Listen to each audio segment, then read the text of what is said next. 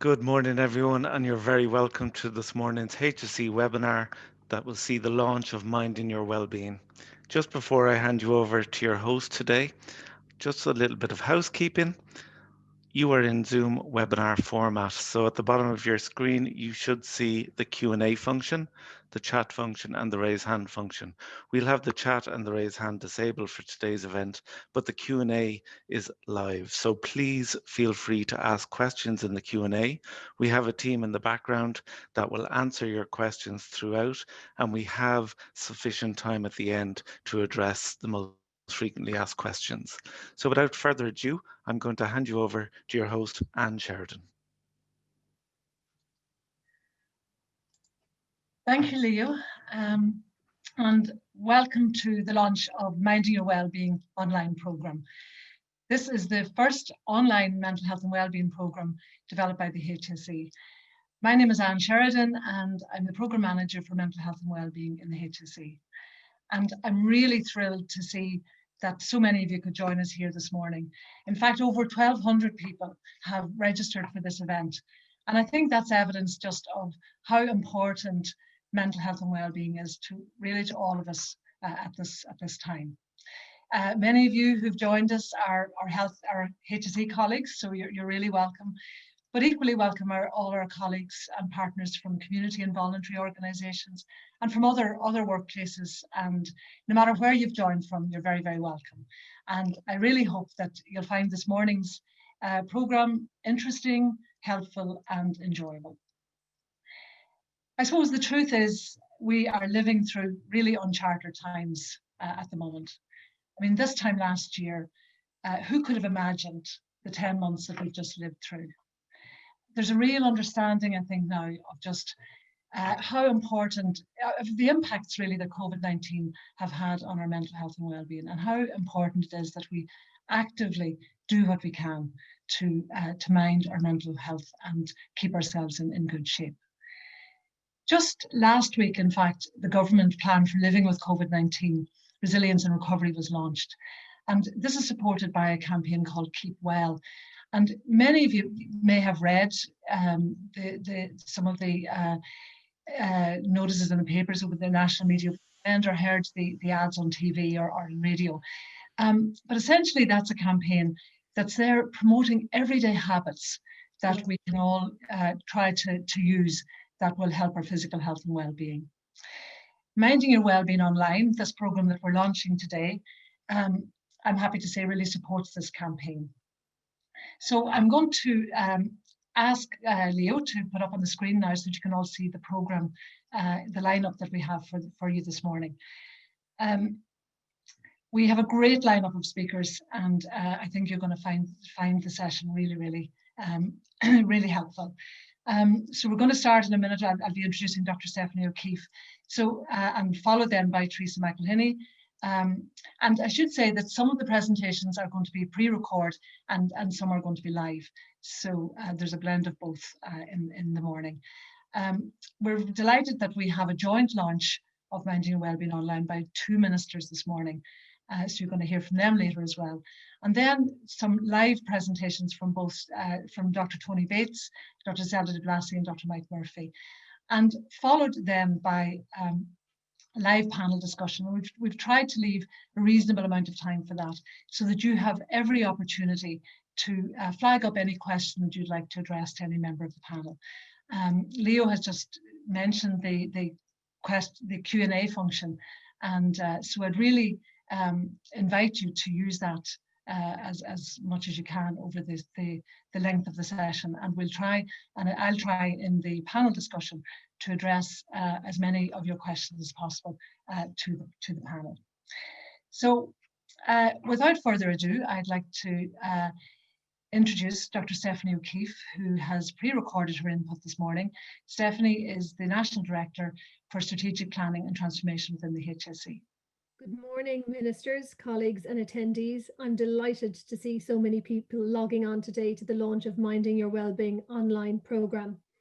This is the first time that HSE Health and Wellbeing has developed an online programme focusing on positive mental health for the public. In 2015, I had the opportunity to develop a partnership with the positive psychology team in the University of Pennsylvania, led by the renowned psychologist Seligman.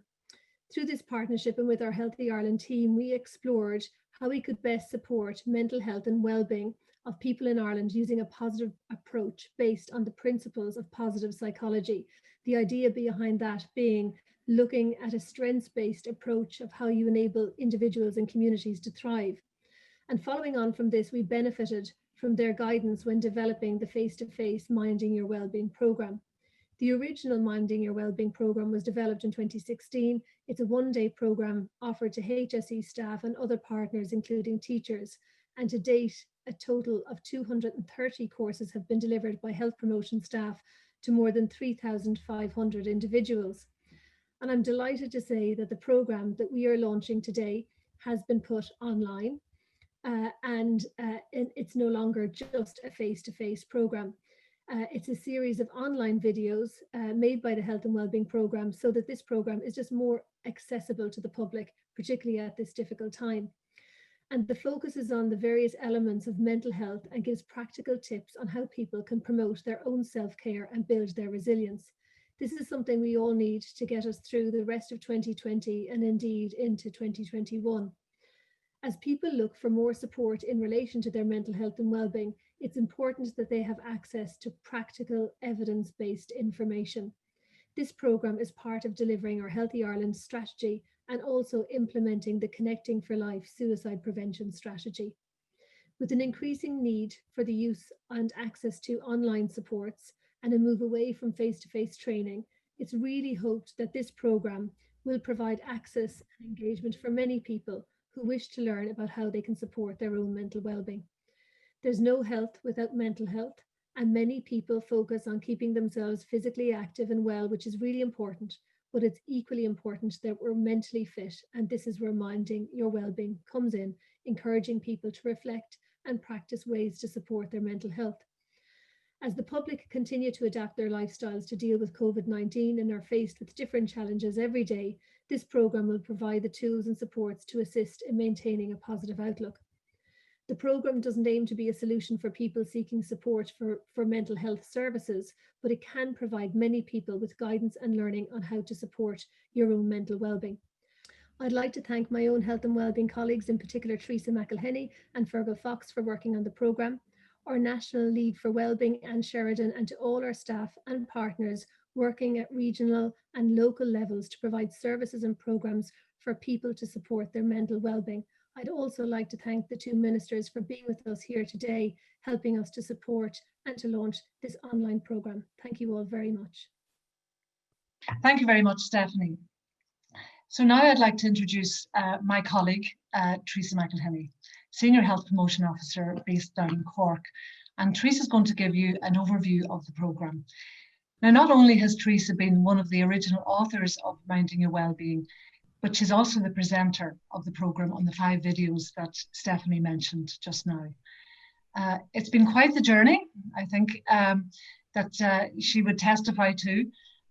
But here to tell you about the programme in much more detail is Teresa. You're very welcome, Teresa. Thanks very much. I just had a little bit of connection problem there just before you introduced me, so I hope that it stays okay and that you can hear me. I'm delighted to be introducing the online version of Minding Your Wellbeing because, as Anne said, I've been involved since the very beginning in developing the programme and coordinating the programme.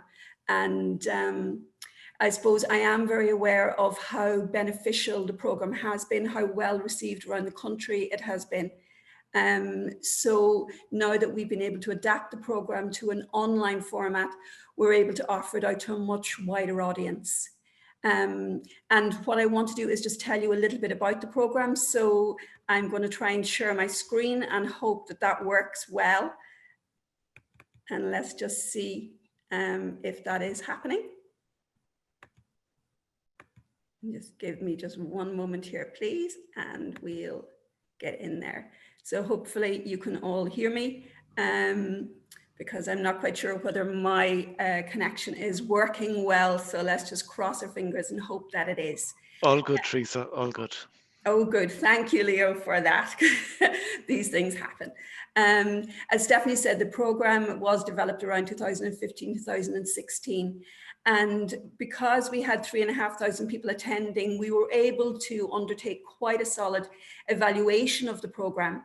And that was done by the Institute of Technology in Carlow.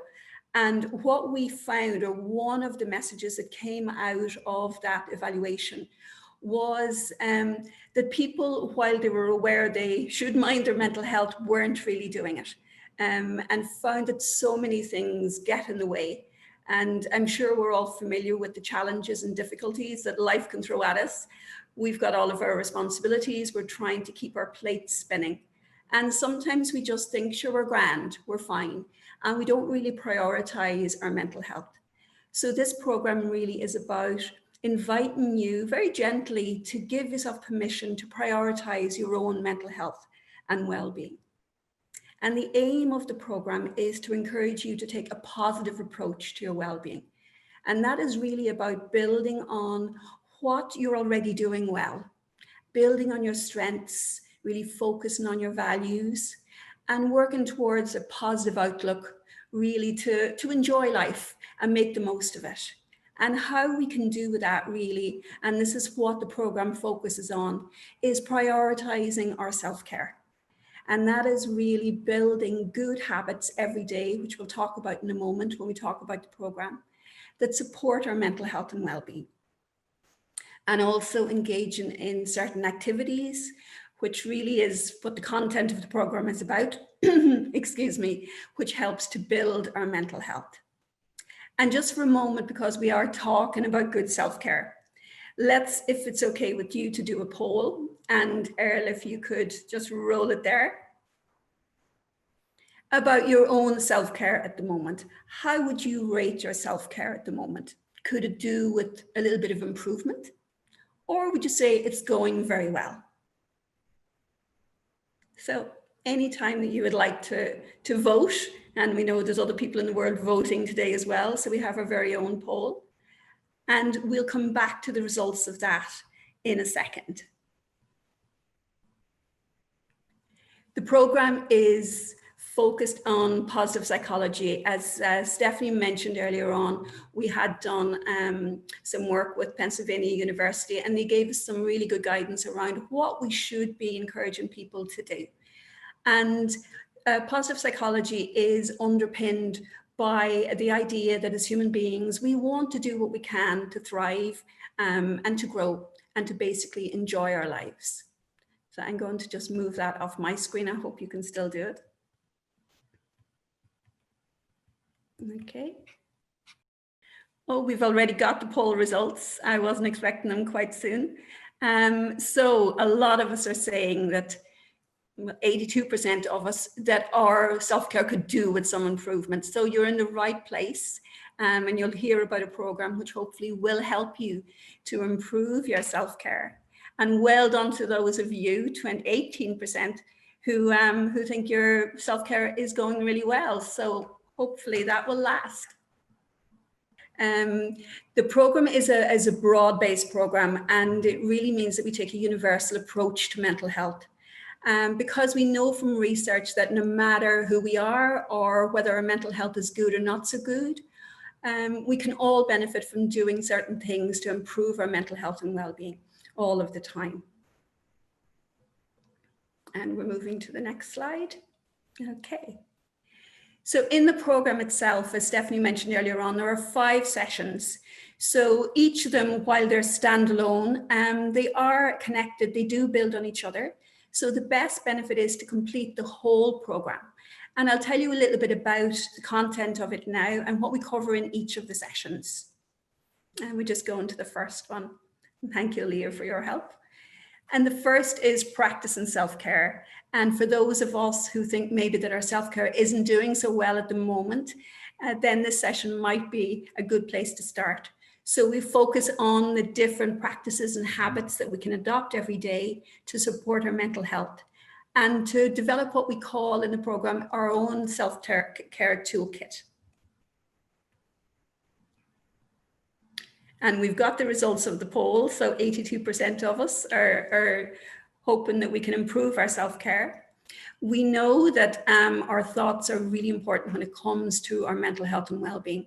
And the reason why is, I suppose, that our thoughts impact on our feelings, on our behaviors, and generally how we view ourselves or see the world. So session 2 is about understanding our thoughts and how we can deal with negative thinking and how we can support positive thinking to improve our mental health and well-being.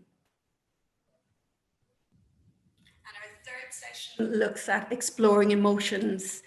So it helps us to work with our challenging emotions, to reduce the challenging emotions or to cope with them when they do happen. And they can happen, life can throw us curveballs. And also to build positive emotions, which we all want to have in our lives as well. So that is what we're covering in our third session. And our fourth session is around building positive relationships. There's a wealth of information about the benefit of having good relationships in our lives.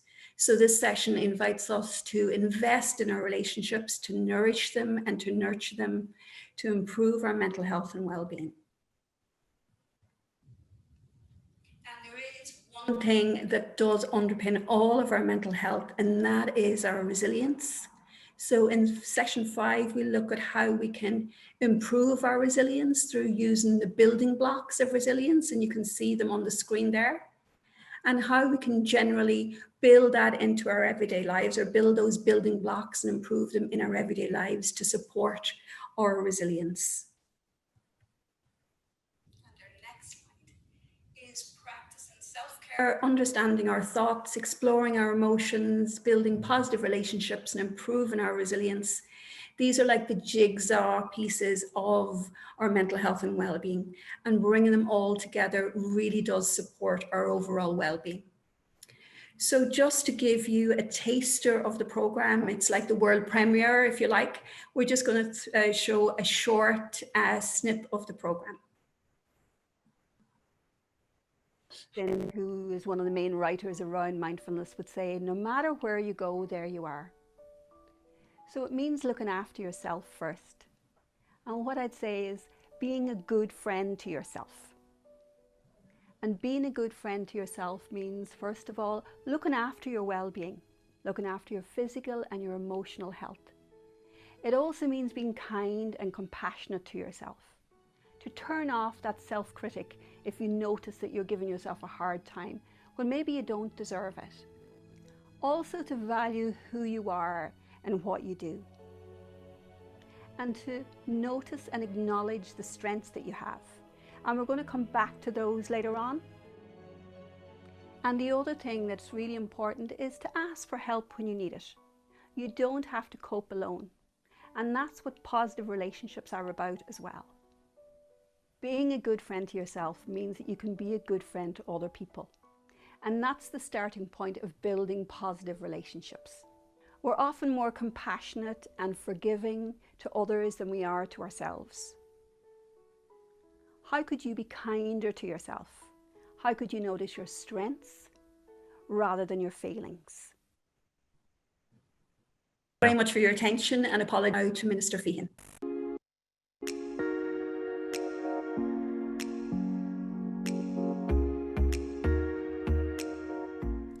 Hello, and thank you for giving me the opportunity, along with my colleague Minister Butler, to formally launch the Minding Your Wellbeing programme. I would like to thank and acknowledge the HSE's Health and Wellbeing Division for developing these videos, which encourage people to take a positive approach to their mental health. The launch of this resource is particularly timely as we all continue to struggle with the challenges forced upon us by COVID-19. Since the arrival of the pandemic, we have provided a range of information and support as part of In This Together communications campaign. Last week we launched our new Resilience campaign, which is aimed at giving our people the resources they need to adapt to the continuing challenges of living with COVID-19. The campaign focuses on a number of key themes. These are keeping active, staying connected, switching off and being creative, eating well and managing your mood. The Managing Your Mood theme aims to support mental health and this new HSE resource is an excellent addition to this range of supports available. I would encourage as many people as possible to log into the yourmentalhealth.ie website and begin using these videos. The areas covered by the Minding Your Wellbeing programme encourage participants to reflect and learn about how their thoughts and emotions impact on our well-being, and how our relationships need to be protected as they in turn protect our mental health. The programme invites participants to identify the different priorities they may need to take to nurture their resilience through self-care. It promotes the concept of a self-care toolkit, which we can use to prioritise areas we need to address for our mental well-being. For some, that might be improving their sleep routine. For others, it may be reducing their alcohol intake. For all of us, however, it will be about staying connected. During the first period of restrictions earlier in the year, we saw how Irish people not only supported their loved ones in their immediate families, but how they reached out to support their neighbours and those isolated or at risk of isolation in their communities. Maintaining that positive community approach is just as important now as it was then. As we face into the coming months, I would again urge everyone to make the fullest use possible of the supports available. I am confident that the Minding Your Wellbeing resource will be of enormous help to people, and I wish you every success with the campaign. Thank you.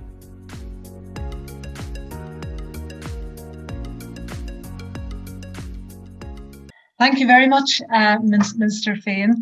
I think one of the other things we're discovering this morning is that one of the new challenges, I think, where we rely more and more on Zoom and just some of the things that can happen when we try to do some live broadcasts, but hopefully you all understand that we can't do anything about that.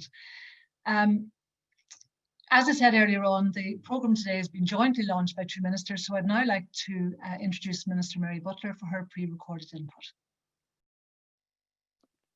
As Minister for Mental Health and Older People, I would like to wholeheartedly welcome the Minding Your Wellbeing programme. Having online resources that are available 24 hours a day is a very valuable service, given the different circumstances people find themselves in. We have all faced very challenging times this year, and it can be difficult to stay positive when faced with big changes in your family, your social or your work circumstances.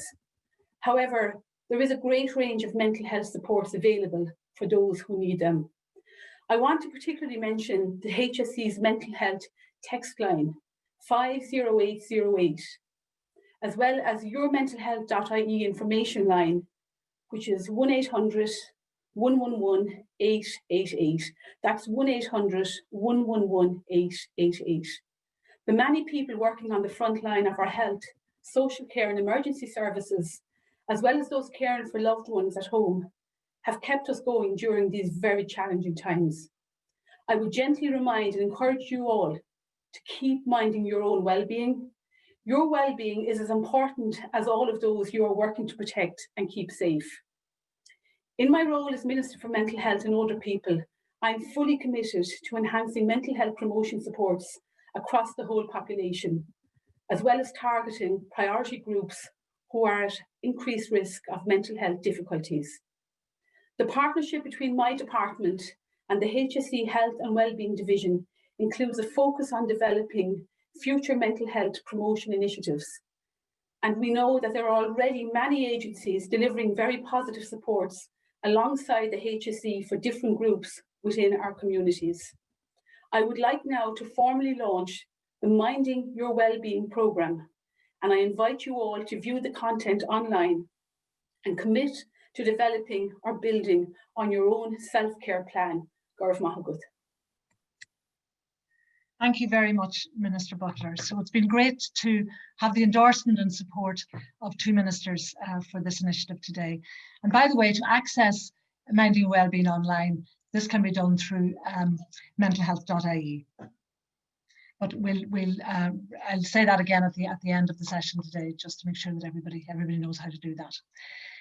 So now I'd like to move on to our next speaker, who probably needs little introduction. It's Dr. Tony Bates. Tony is adjunct professor of psychology in UCD, but he's much better known to all of us as the founder of Jigsaw. Tony, you're very welcome. He's joining us this morning from his home in Sligo. So we're delighted that you can join us. Thank you. Thank you, Anne. It's lovely to be here on this very special occasion. And hello to everyone out there whom I can't see, but your presence makes a difference to this whole thing. I suppose earlier this year, I can't precisely remember what day it was, but we went to bed in one world and we woke up the next day in another. There was a new presence in our country, someone who, or something that was about to change all our lives. The shadow of COVID moved very rapidly across the land, and in the last 8-9 months, it has touched each and every one of our lives. We're all finding it hard, but some of us are finding it suffering much more than others. The pandemic has turned up the heat in the lives of many people whose circumstances were already stressful and fraught with risk. Family systems that were already conflicted and tense, people burdened with debt and unable to meet obligations. And there's a sense now that the connections that we badly have needed in this time of vulnerability have been eroded, and it is harder and harder to draw on the strength of family and friends and loved ones and colleagues, who we now realize kind of kept us going. So whatever social cohesion that we had, it's been strained with all of these restrictions. And perhaps some people pushed to their limit are acting out against themselves, against each other, in ways they never might have imagined. Most commentaries on public health restrictions include some cautionary note about our mental health. There is a recognition that grief and uncertainty and isolation and worry can be overwhelming. So we're constantly reminded to seek help if we need it, and that's good advice. But mental health is a very new concept in this country. It's only quite recently that we've made it a value in our society.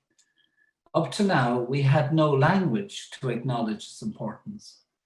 All we had was a dread of mental illness, which was to be avoided or kept secret at all costs.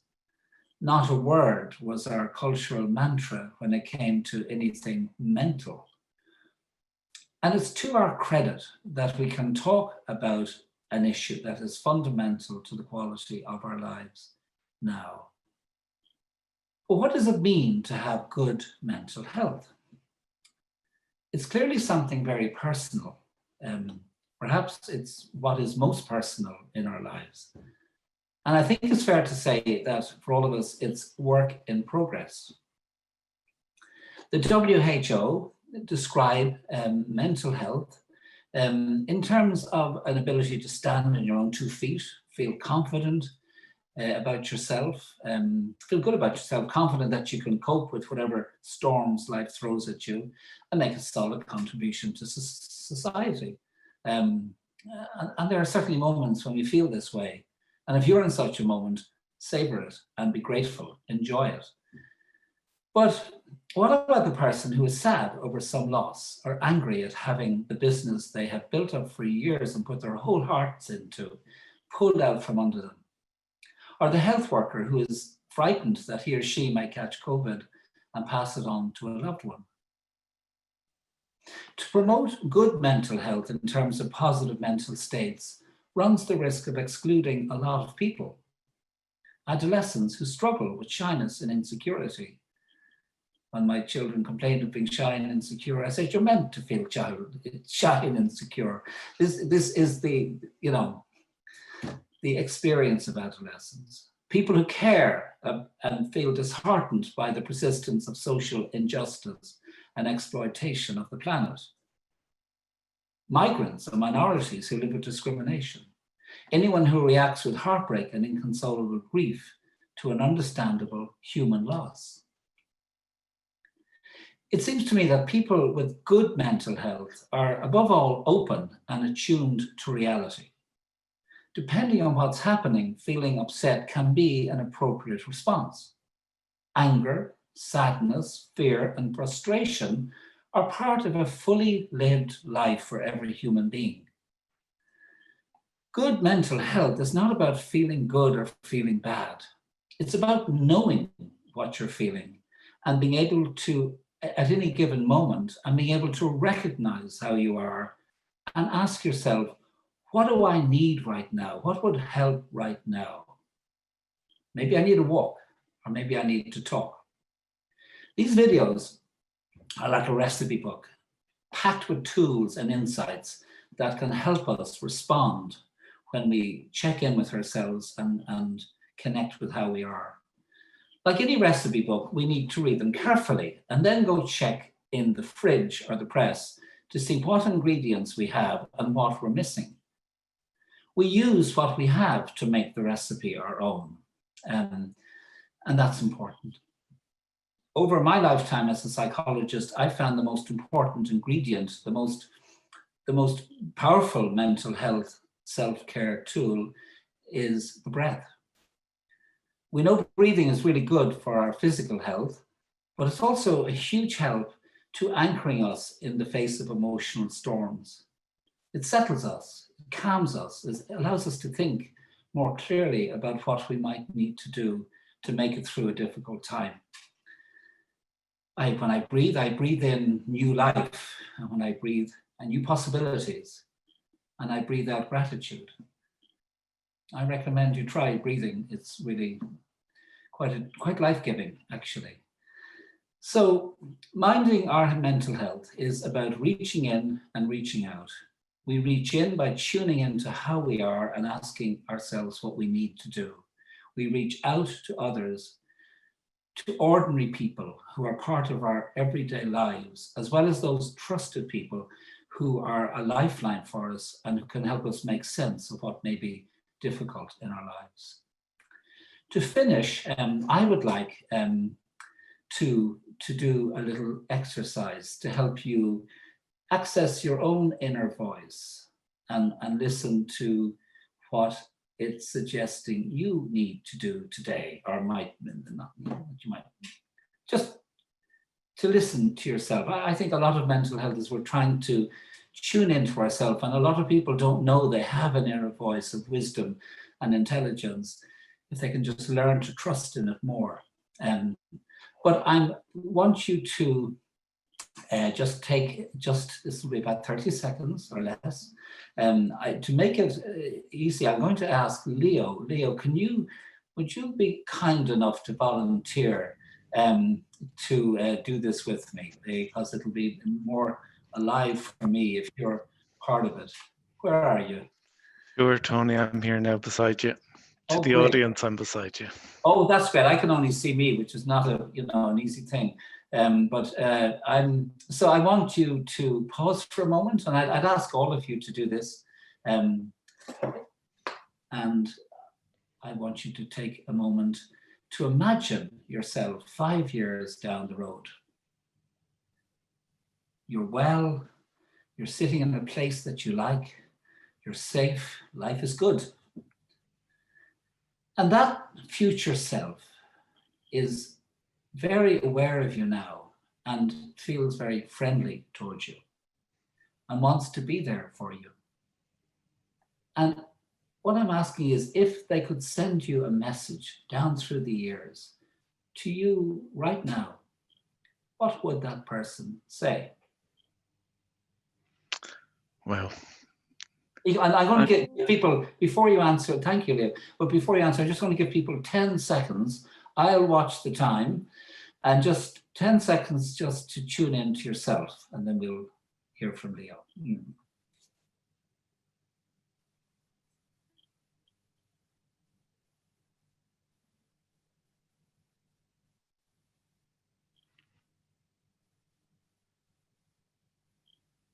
Okay, thank you for doing that. Leo, did anything come to you? I think I would like to tell myself to keep it going and it'll all be fine. Okay, hang in there. Yeah. And how does it feel to hear that message? Reassuring. Okay, yeah. It would be great to hear that message. Okay, that's wonderful. Yeah. Thank you. Thank you so much. Thank you, all of you, for doing that. And a big hug to you all. Stay well.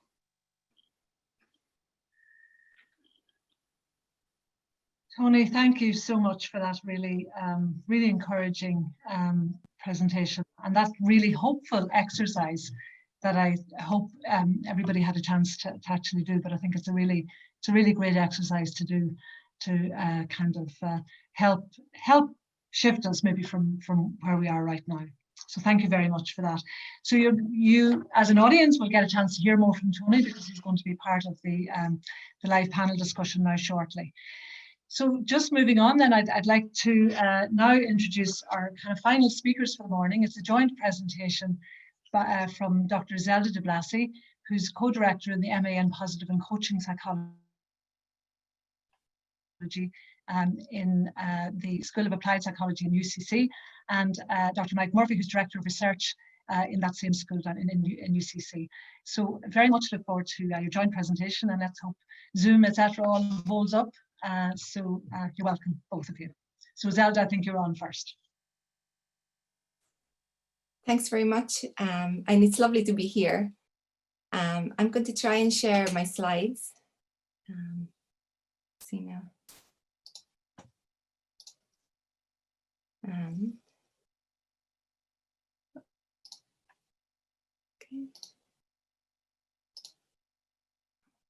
Okay, can you see these?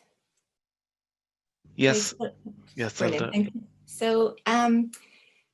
So, first of all, what I would like to do is just briefly introduce you to the world of positive psychology by giving you a backdrop to traditional psychology and how it has tended to focus on, historically, on what's wrong, what's not working, how can we control or cure mental health issues like depression, anxiety, schizophrenia, and so on.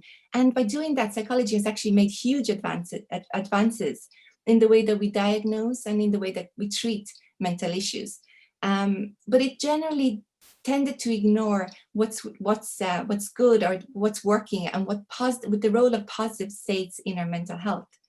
So the question is, what happens when we take a positive approach to our well-being? And it's interesting to see that when we look at the role of happiness, joy, compassion, love, gratitude, and we see, well, what impact that these have on mental health, positive psychology is the field that developed in around the year 2000 by Professor Martin Seligman that started to look at that by using evidence-based modalities to evaluate the effectiveness of, say, practicing gratitude or best possible self, like the exercise we just did with Tony, and seeing what effect does that have on our well-being. And the findings have been quite extraordinary, because when we shift the focus on what's good, what's working, what strengths we have, when we do that, we find that it actually has a huge impact on lots of different aspects. So just to give you an idea, when we are stressed, our thinking tends to be very narrow, because we're trying to deal with that challenge, that threat, so that we need to, the flight fight response. But when we're in a positive state, when we're breathing, when we're being mindful, when we're connecting with feelings like gratitude, suddenly our thinking, it becomes broader, and we're able to be more creative and more insightful, and we can make connections, and we can see more, a little bit like the exercise of visualizing the best self in the future. And we're able to see actually that we can be a lot more wise, more compassionate with ourselves, and more optimistic as we do that. We can also connect with our sense of humor, for example, and that can help us build resources from social support, for example, which is really important in our well-being. We can actually also learn, and we can adapt more effectively. We become more flexible, more resilient. It is amazing to see the research behind this, but the more we can connect with that state of positive being, whether it's through positive emotions or reframing something in a more positive way. So that could be through reframing stress as something that's going to be really helpful so that we can perform at our very best. That can actually boost our immune system. It can actually protect us, which is really interesting if we think about something like the current pandemic. If we want to, boost our immune system, the more we are able to shift into positive states, I know actually that these can also coexist with negative, the more we're able to improve our immune system, which is really important if we want to stay well, and also increase our resilience. So we're able to bounce back faster when we're exposed to stressful events, which are, pretty normal in this day and age, especially with technology failing relatively constantly. And it can also help improve our performance, which then allows us to feel like more satisfied with our lives in general. These are just some of the kind of areas that positive psychology has tended to focus its energies and research on, to evaluate, well, what is the role of those positive emotions, and what is the role of appraising things in a more positive way, so that we can then be healthier and happier, and actually, there's lots of research to show this actually it improves our life expectancy. So our survival rate is better when we experience more positive emotions. So when we look at this particular symbol that you might be familiar with, the Chinese symbol, it reminds us that we can choose to turn a crisis into an opportunity or into a negative experience. So when we think about the current pandemic, it's about thinking, okay, so how can we look at this, not from a deficit kind of negative biased kind of way, but in a more almost post-traumatic growth. How can we use this time so that we can actually grow from this? And this reminds me of Viktor Frankl's Man's Search for Meaning, very famous quote: between a stimulus and a response, there is a space. And in that space is our power to choose our response. And in our response lies our growth and our freedom. So it's about remembering that we have a choice in terms of how we react or respond to the current pandemic, and having the resource that's been just launched today from the health service executive in this program, lots of opportunities to learn how we might do that and improve our self-care. And I'm going to pass you on to my colleague Mike now, who'll talk to you a little bit more about an area of positive psychology. So thank you for that.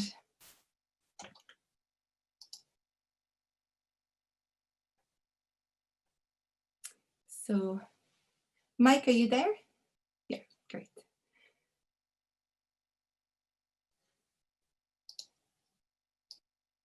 If you just unmute there, Mike, please. Perfect, thank you. Is the slide appearing on the screen? Yes, all good. Fantastic, that's great, thanks very much. I just want to speak to you briefly, I guess, on the area of social engagement, which I think is a very important factor for us to consider at this point in time. When I speak on this topic, I usually begin by making the point that we've evolved to be a social species.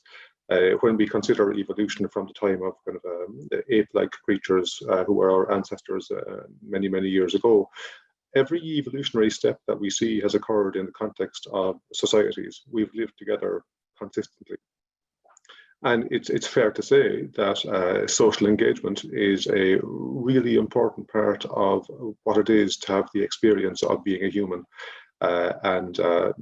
You know, it's a consistent thing we see across the history of the species. Indeed, there's a reason that solitary confinement is used as a punishment, has been used as a punishment, and that's precisely because being alone is so uncomfortable and unpleasant an experience for humans. And there's a lot of research evidence that we can see that tells us about the relationship of social support to well-being. I won't go into huge detail, but there's really strong evidence to indicate that social support and social engagement can be very protective against the development of depression among people who do have mental health issues such as depression or anxiety, for example. Having a higher amount of social support or a larger social network seems to be associated with better outcomes, people recovering more quickly, being less likely to relapse. And there's also evidence to indicate that social support and social engagement has an important impact on our physical well-being. Recovery from heart attack, for example, seems to be stronger in people with a stronger social network, as one case in point. There's a number of mechanisms through which social support can have that effect. One is what we call stress buffering, which we see particularly, I guess, in relation to physical health, where if we're experiencing stress, the presence of social support can help us to cope with and deal with that stress and reduce its negative effects. And clearly, a period of a pandemic is a time when there would tend to be a heightened level of stress in society. Social support is also helpful to us from the point of view of giving us a sense of being valued, a reassurance that we have a worth, that we are understood, we're listened to, that people care about what we feel and what we're going through. And that kind of engagement with people can be really helpful and really beneficial from the point of view of well-being. And we consider that in the context that we're experiencing at the moment. Obviously, the pandemic is having a very pronounced effect on our ability to engage our social networks among people who are experiencing vulnerability or who are deemed part of a vulnerable group. Clearly, there's a recommendation to maintain as much of a distance physically from people as possible. And for everybody else, there are social restrictions in place. And that necessarily means that the way we would normally engage our social support networks has been cut across and impacted fairly heavily. And that can be seen then in the context of the data that we have in relation to well-being and to loneliness. The CSO released data they gathered in late April of this year in relation to people's well-being, and they compared it to results from 2 years previously.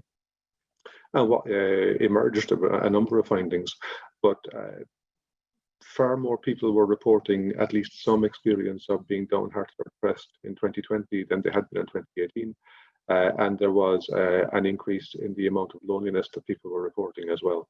And it's very plausible and reasonable to imagine that there's an association between the loneliness and the negative outcomes that people were experiencing from the point of view of their mental health and well-being. And that brings me to, I suppose, the crucial point I wanted to make today, which is the importance of staying in touch at this time. We have a wide array of technological means of maintaining contact with people at this stage, going from the humble old-style fixed-line telephone all the way through to the kinds of platform that we're using here today, where we can have kind of visual engagement with people.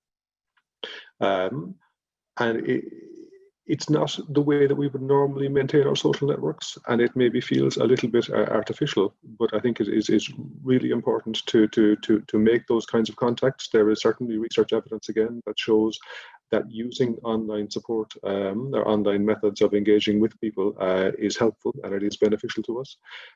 So I'd say to anybody, if you're feeling things are tough, that you're finding it going a bit hard, it's a very good idea to reach out to people. Now, I say that in full awareness that people can find it difficult to reach out to others when they're experiencing difficult times in their lives. Sometimes people feel that they're being a burden on others, that they're imposing themselves on other people, that they're bothering other people. And realistically, when you're feeling down and seeing things in a negative light, that tends to generalize. So you see most things in a negative light. The truth is that for the most part, if you contact a friend, they're very happy to hear from you, and if they think you're a bit down, they're very happy to chat with you. It's also worth bearing in mind that the person you're contacting could very well be feeling the need of social contact too. That's likely to be a very, very common thing at this point in time. So, in the event that you feel like you want to have a chat with somebody, I think again, use the resources that are there and reach out and maintain that contact with people. And finally, if you're doing well, and I know a decent proportion of the people who responded to the poll today say they are doing well, and that feel that their self-care is going very well. Under those circumstances, it's worth considering maybe thinking about who in your social network might be a bit vulnerable and mightn't be doing so well, and maybe picking up the phone or contacting them online or something like that, and trying to maintain those networks because they're healthy and they're important for everyone, and a very important part, I would say, of self-care. So that's really what I wanted to say, and I'll hand you back to Anne now. Thank you, Mike, and thank you, Zelda, for giving us really, I suppose, the science and the research, I think, behind the importance of focusing on positive emotions and on relationships, and just that message, Mike, there at the end, to just kind of stay in touch and to keep in touch and to reach out to people around us. And also the fact that all of this has mental health benefits, but also has a whole range of physical benefits as well. So it's a complete win-win really for us to really practice some of these very ordinary skills that we all have. So we're going to move on now to the panel discussion.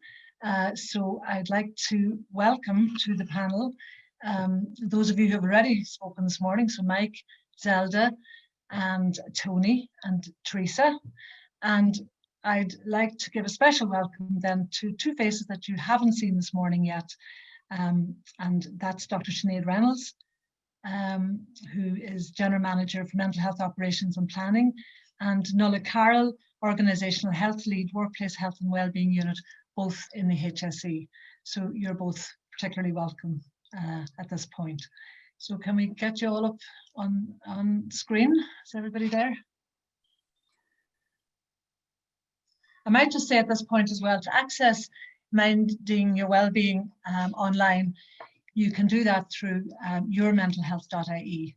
I might have mentioned that incorrectly earlier on, so it's yourmentalhealth.ie. Okay, so have we got everyone there? Nola and Sinead. Yeah, okay, great. Okay, welcome everybody. So look, thanks to everybody who's been logging in some questions in the Q&A function. So we'll come on to some of those as we go. But I'm going to start, just kick off with you, Nola, if you don't mind, because quite a lot of staff, colleagues are on this webinar this morning. And I mean, there's no doubt that the staff of the health service and other frontline staff have had to work through very changed and very difficult circumstances in recent times. And what are you hearing in your role are the biggest factors impacting the mental health and wellbeing of health service staff at the moment, and how particularly has HR been responding? Thank you very much, Anne, for having me on here. Yes, so in our unit, Workplace Health and Wellbeing Unit, we're a lead for the organisation in terms of safety, health and wellbeing of staff. So we would be inward for healthcare workers.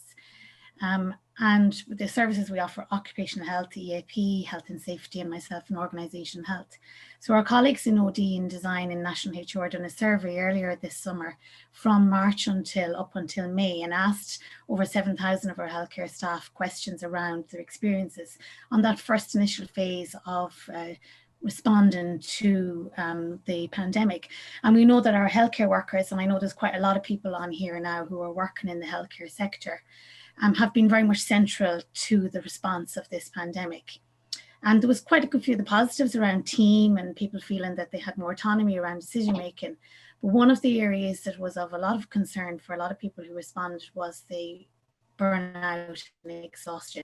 And the fact that when for a lot of healthcare staff, when they went into this pandemic back in last March, they were going into it from normal living and normal life and normal work life.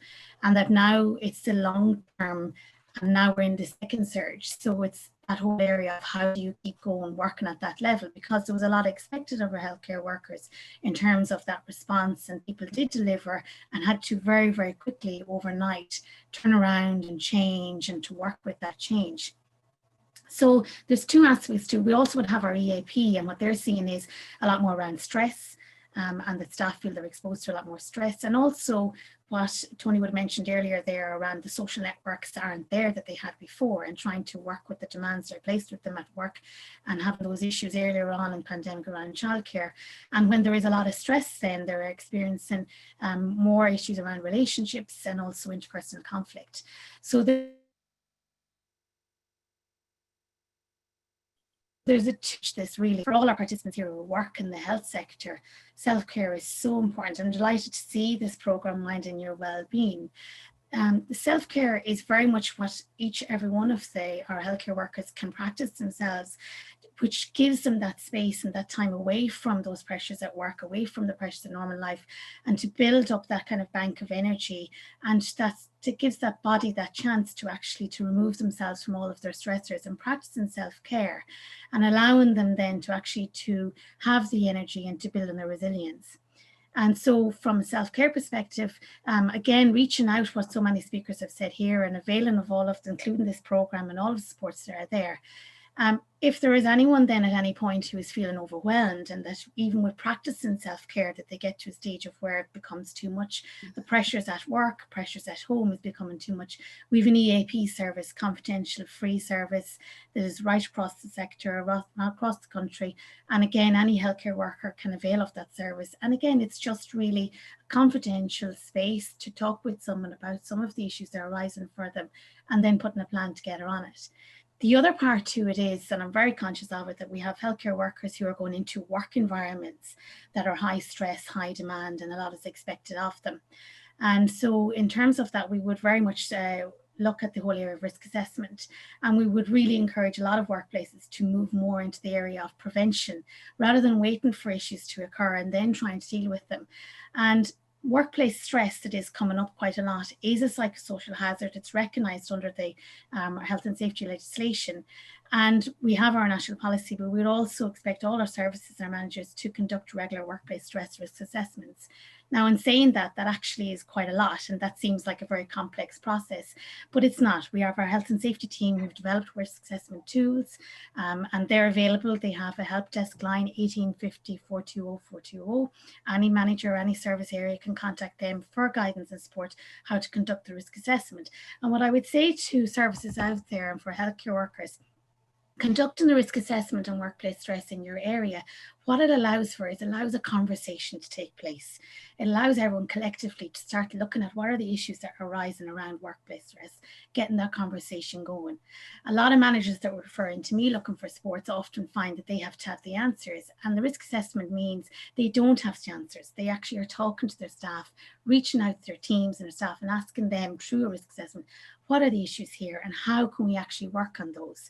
It also allows services and areas to realise then when they bring up a lot of those issues that are concerning to them or their pressures they're experiencing around workplace stress, they are actually able to identify what areas they have control over and what aspects of the work they don't. And we know in healthcare, a lot of decisions are made maybe at a distance that can impact directly in service areas. But often when I go into service, when I say to them, when you close that front door, what it is that you do together that can actually improve your own well-being and reduce your own stressors. So how they work together, how they interact with each other, how they communicate, all of those things are within their power and within their own sense of control. And that's what it allows for. So really it's a two-way in the workplace. Sure. Yeah. No, thanks for that. I mean, it's really good, I think, for staff to hear that there are a range of supports there available through HR. But I suppose central to this is back to a point Tony was making, which is the importance of just tuning in to yourself at first of all, in terms of just how you are, what you need, and then knowing where you can get what you need when you do.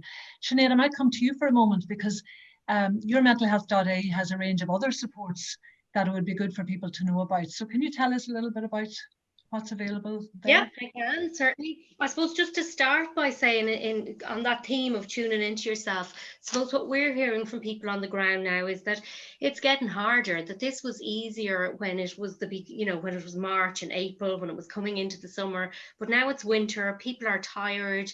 At the beginning, people were willing to go that extra mile, but that becomes much more difficult when this is ongoing for quite a long time.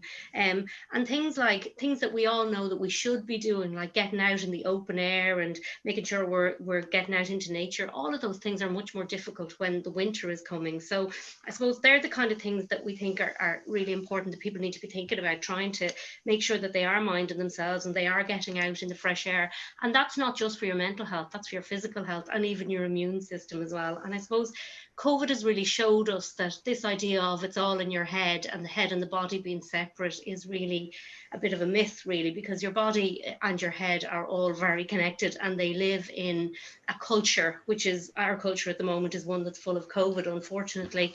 The other thing that people are saying to us now as well is that switching off is more difficult now. So we used to leave the office and go home, but now those edges are blurred a bit more, and people are more likely to leave computers on, to check emails till all hours of the night, and they also have a much more limited social network. So they're the kind of things that we can do something about if we pay a little bit more attention to. So we can make sure we're switching off, we can make sure we're getting out into the air. So they're the kind of things that we need to be doing. Your mental health has lots of information. It has a comprehensive list of range of information about different mental health issues, including things about what to look out for and what you can do to help yourself or someone you care about. It also has contact details for HSE funded services, and then for NGO services, which are generally at a much more population community based level, so more aligned to kind of the wellness and health and well-being part of the spectrum rather than severe mental illness. The Minister Butler did mention your mental health and our free phone, which is 1800 111 888, and you can call that to find out what mental health services are available to you. We also have some specific things that have been put in place due to the pandemic. So we have two new COVID psychological support modules, which are available on the HSE website to support staff in terms of looking after your own well-being during COVID-19, and also as a manager for looking after the well-being of your staff. So what I think I'll do after today is put some links together, and they can go out with the handouts from today with links to a number of different things. SilverCloud is another support that's been put in place. So there are self-help resources available now if you're a member of staff through SilverCloud, and we have links for that as well. So we'll put all of those links on the paperwork that goes out after today. Okay, Sinead, thanks very much for that.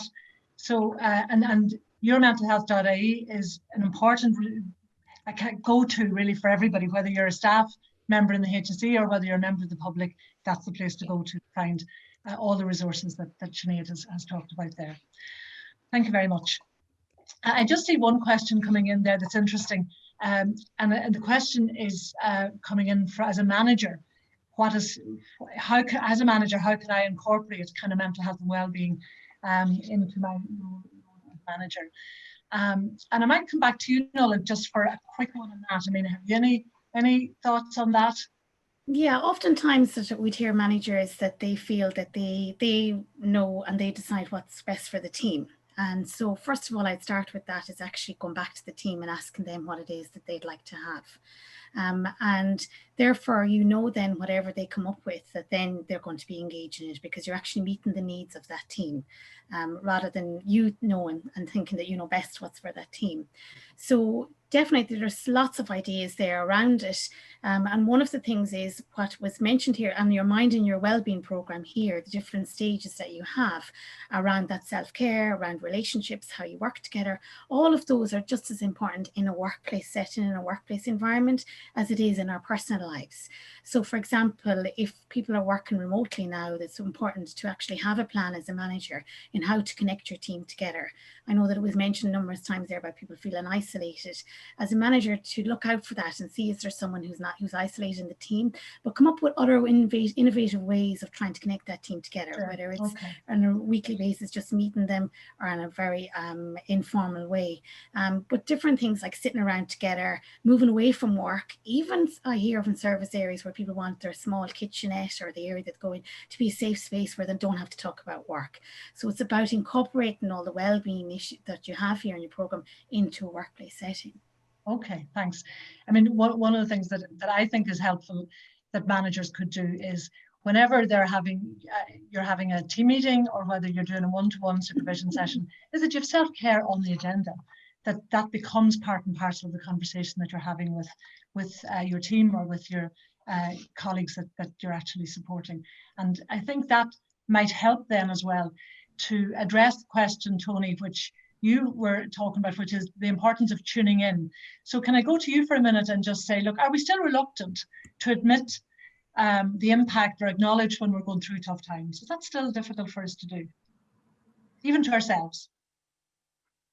Yeah, and just before I answer that, I want to say, shout out to Susan, who asked the question, how do we keep this language inclusive? You know, that it's about all of us, not them and us. And I just thought that was very important. And thank you, Susan, for that question. So when I think of your question, and I think this is about all of us, I think that we are in a very unique set of circumstances. We're on territory that we've never been on before. And therefore we had no map for how to cope or for how to feel. And I think that many of us don't quite know how to don't have the language for it. I know myself, I was very vulnerable for a couple of months, and there was nothing wrong with me. I mean, nothing, you know, dramatically wrong.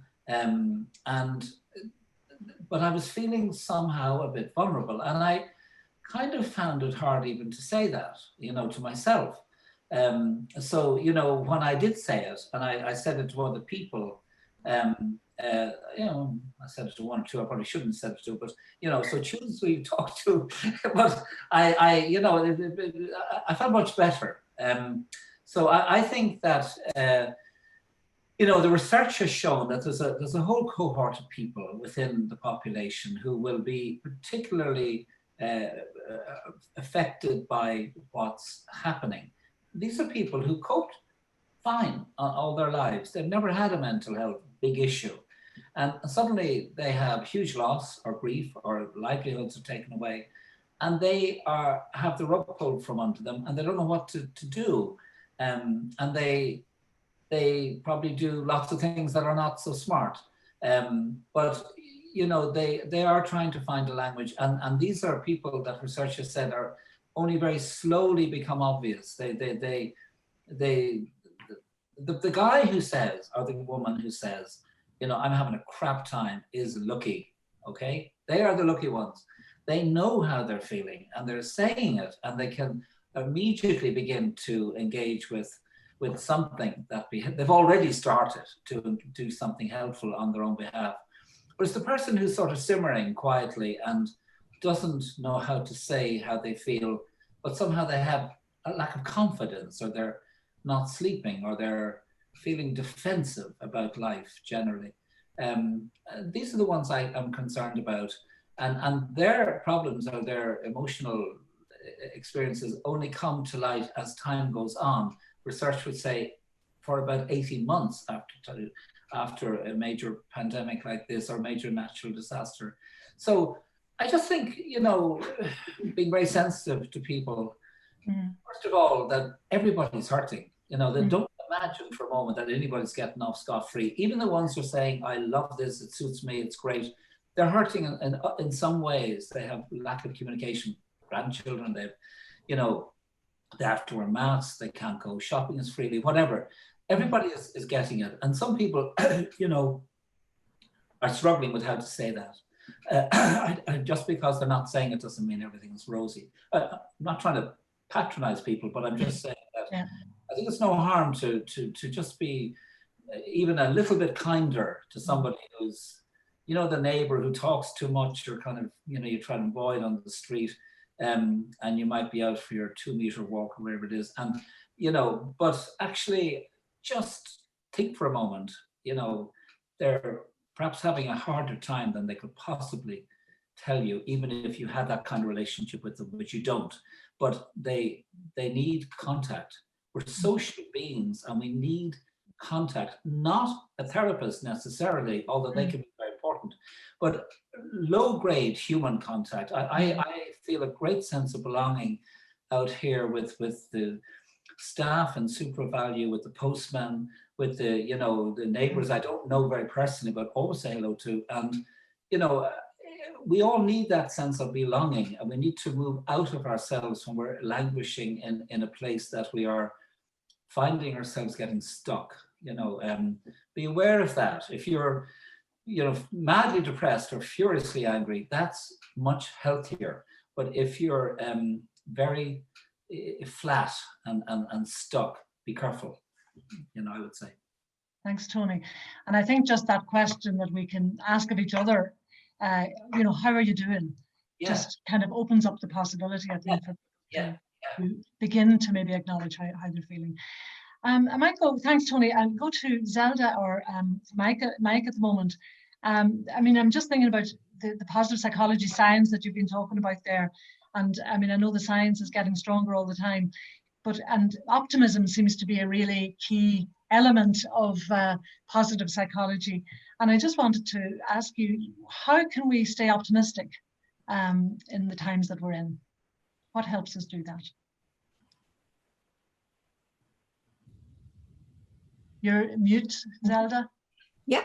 So yeah, I might say a few things about that. Mike might have something else to add to it. So I suppose one thing is to be realistically optimistic as opposed to unrealistically optimistic, because if we're too optimistic, we wouldn't, take the precautions that we need to take during this pandemic. And the other thing is practicing certain things like the best self-exercise that we did with Tony. I think that's a really useful one.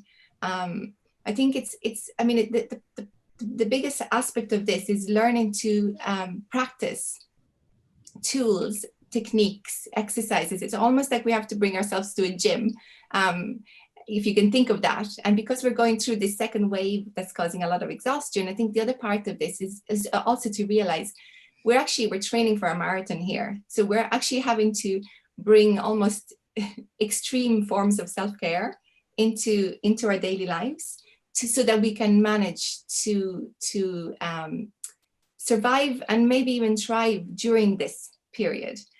So I think being optimistic, one thing I would say also along this line is to kind of bring what the pandemic has done is brought us to the present moment, very much so that maybe things that we were looking forward to have been cancelled, like children's communions, holidays, all these kind of things. We can't really predict things as such, but what we can do is be in the present, make sure that we do what we can do to mind ourselves. And then the other thing is to visualize a best possible self in the future and use our imagination and use our creativity so that can help us move along. So I don't know if Mike has something else to add to this. Thanks, Zelda. Thank you. Thanks, Zelda. Yeah, I mean, there are a couple of things I think that you can do to try and increase your level of optimism. Oftentimes we can find ourselves reflecting negatively on things and kind of seeing, the negative side of experiences that we've had. And if you can spot that pattern and that you're engaging in that way, then you can kind of cut across it and ask yourself, am I being realistic here? Is this really a reasonable way of interpreting what's happened? Can I see a positive side to things? Is it possible to see that there's something here that isn't entirely negative? Because we can get into patterns of thinking and we can immediately go down the track of the negative thought without even necessarily realizing that we're doing it. And if we can be aware of that, we can kind of cut across it a little bit and try and find alternative ways of looking at things. I think at a time of pandemic as well, obviously it's not something we'll have experienced previously, but we can look to the experience of history and we can see that pandemics end. That that there's a process which goes on for a period, which can be really, to one degree or another, very, very unpleasant and very unsettling and very difficult. But whether you're talking about pandemics, whether you're talking about wars, whether you're talking about periods of famine, they do end. And this is presumably not a state of affairs that's going to exist indefinitely. And I think it's important to try and maintain that kind of a sense as well, that although we might not see the light at the end of the tunnel, that the tunnel does have an end. Thanks. Yeah. Okay. That's great, Mike. Teresa, we're talking here a lot about actually a lot of the elements that make up the Minding Your Wellbeing online program.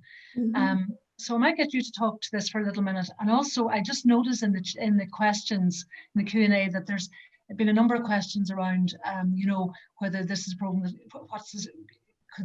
the program suitable for older people, for other population groups and all the rest. I might ask you just to address that and any plans around the future development of Minding Your Wellbeing. I suppose the program has been evolving since we developed it, and obviously the online version is our latest version of it. But we are very aware that not everyone has access to technology, not everyone can use online platforms. And I suppose that the term digital poverty comes to mind. But we are looking at how we can make it available to a wider audience. As I said earlier on, we've taken a universal approach, so it is quite broad, but the key messages apply to all of us. And during the summer, Anne, you remember that yourself and myself consulted with groups of older people when we were trying to see how we could say offer the program to older people or to different population groups.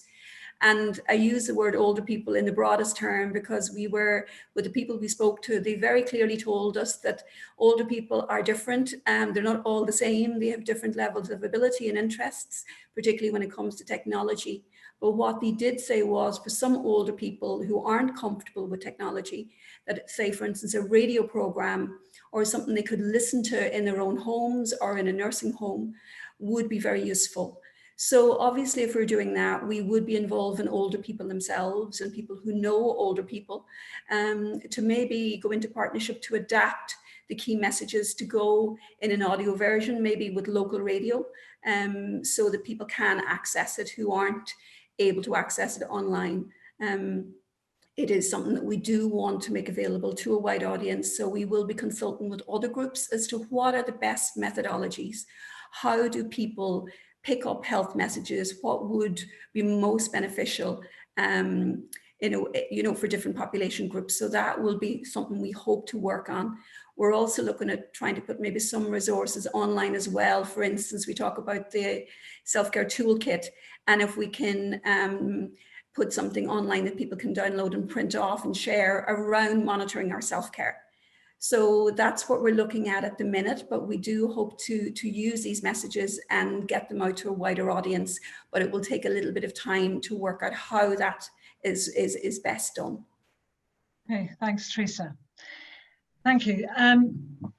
Just staying with older people for the moment, as Teresa mentioned, we had an opportunity earlier on in the summer to talk with some older people, and one of the things that was really interesting that they said to us was that they had begun to internalize this message of vulnerability and being at risk, and that in some way was, very quite unhelpful.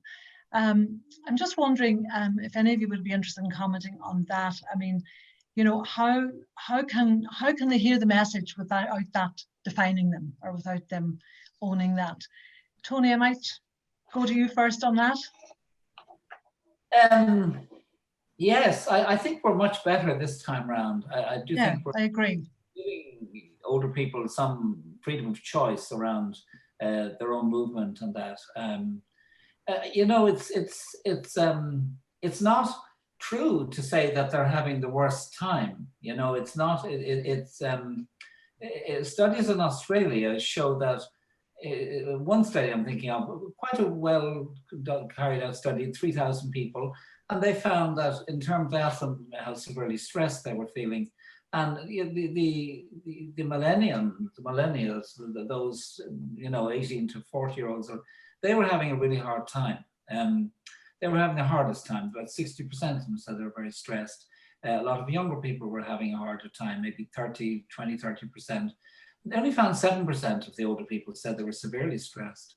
Now, there's a number of other studies that are not quite as dramatic as that, but they show that we need to be very cautious about assuming older people are having a harder time.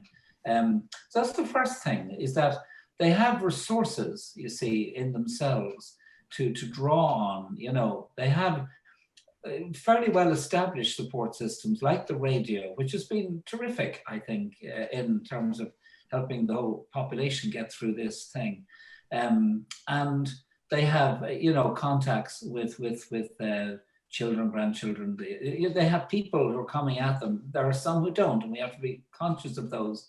I have a neighbor here who's 78, and just, I just check in with her. She's on her own, and I had a phone call from her last week, and I said, oh my God, what's wrong with her?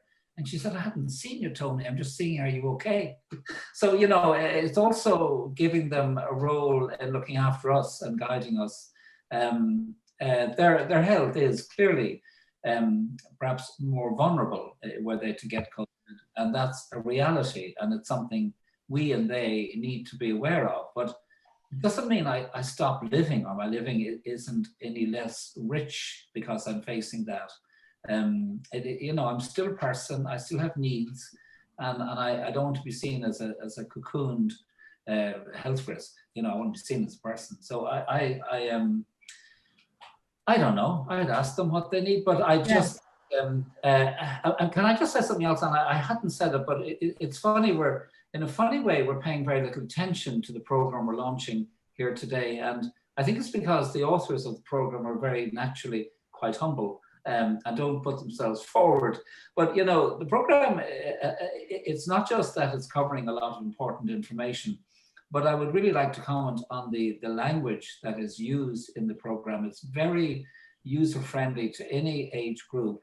And even more important than that, the tone of voice is really, it's tender. It's not judgmental. It's not prescriptive. And I think that's very hard to get right. So I just want to pay a compliment to all of you who worked so hard to get this right. Thanks, Tony, for that. Thank you. One final question, maybe, and it's just come in, and I see it on the Q&A, and I'll just put it out there because it is quite, I think, fundamental. How do we address the gap between knowledge and action? A lot of us know what to do. But to just get ourselves motivated and to actually applying what we know, that sometimes can be really, really hard. And Teresa, I might give you a chance to address that from, you know, for people even, I'm just even thinking in terms of minding your well-being, people who are in that slump, for even to go and actually watch the videos might take a lot of effort. What would you say to them? Okay, well, I suppose I can speak personally here for myself, and I know that if I wait until I feel like doing something, often I don't do it. Sometimes I just need to jump in there and do it, because often we get motivated after we've started doing something. So what I would say there, the program is really about encouraging you, not forcing or lecturing, but encouraging you just to take small steps. So even if it is about saying you're going to take a 5-minute walk, and then when you get out there, you might end up taking a 10-minute walk. So it is about making it doable, not overwhelming, not putting too much pressure on yourself, not filling things with shoulds and musts, but making a choice and saying, I choose to mind myself. I'll do it in small ways, and then hopefully you'll become more motivated to do something on a grander scale. So small steps. So being realistic and just starting small. Yes. Yeah. Okay. Anybody else in the panel want to comment on that? Yeah, and I would say is, you choose to, if you don't choose to make a decision about something, it stays as it is. You know, so if you're struggling at the moment, or that that you can improve things, that's a choice you make. It stays as it is. Nothing's going to change. So there is, you know, take that risk, take that chance to just maybe try and slowly, as Teresa was saying, take the few steps. Otherwise, nothing changes. And what you're experiencing, and if you're experiencing and it's a bit negative, it's not going to change. It's going to stay like that. And it's the same in the work environment. If there's a lot of negativity, if there's a lot of issues, if there's a lot of stress, doing nothing, it's going to stay like that. It makes a difference, you know. So I suppose it's kind of recognizing that I stay as I am, nothing's going to change, or I take the small steps, and then I'll see the positives.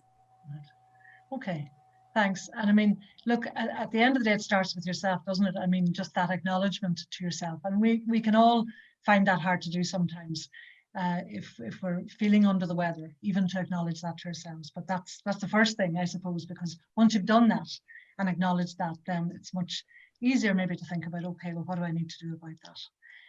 And that's where Minding Your Wellbeing comes in. That the program does, I think, provide a lot of information and a lot of very practical strategies and tips that people can just integrate into their lives to make habits out of doing some of the things that we know are really good for your mental health and well-being. I'm just aware of the time, folks. I would just like to, first of all, thank all of you from the panel and all of you who've been presenting here today. That's been a really fascinating and really, hopefully, very worthwhile conversation for everyone who's tuned in. I'd like also to thank a few other people.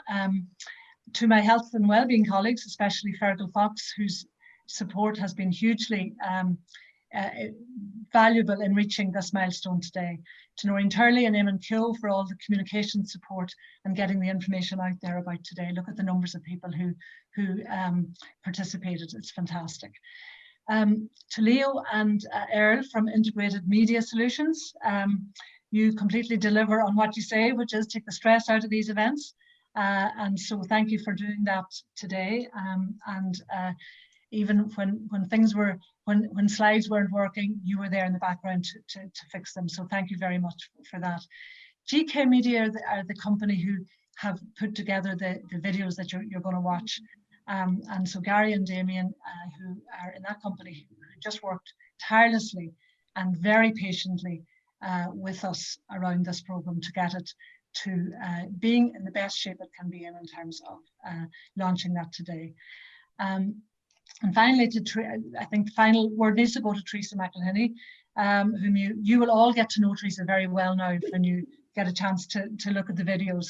And I can't really describe the extent of work and commitment that Teresa's brought to this, but I think when you look at the videos and imagine yourself being the person that you're looking at yourself and having to stand up and do what you did. So you did a fantastic job, Teresa. So thank you very much to that.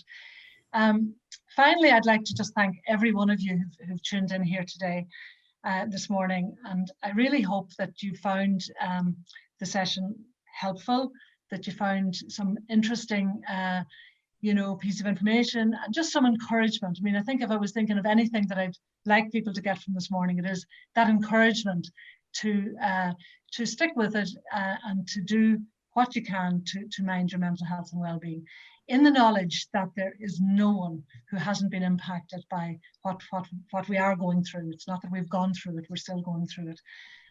So the phrase that we've heard a lot of, we're in this together, completely, I think, applies in relation to our mental health and how the pandemic has impacted all of us.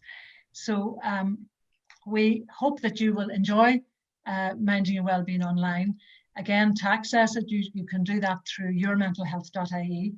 And I understand that the webinar, it's possible to access for anyone who wasn't on today, that it's still possible to access the webinar. And I'm trying to see, have I got the link for that? But maybe that's going to be on yourmentalhealth.ie, but we can send the link out to anyone who's registered for the event today, so you can watch the webinar reference. So thanks again to everyone for participating, particularly to all our fantastic speakers who made the event so interesting. Thank you very much. Bye.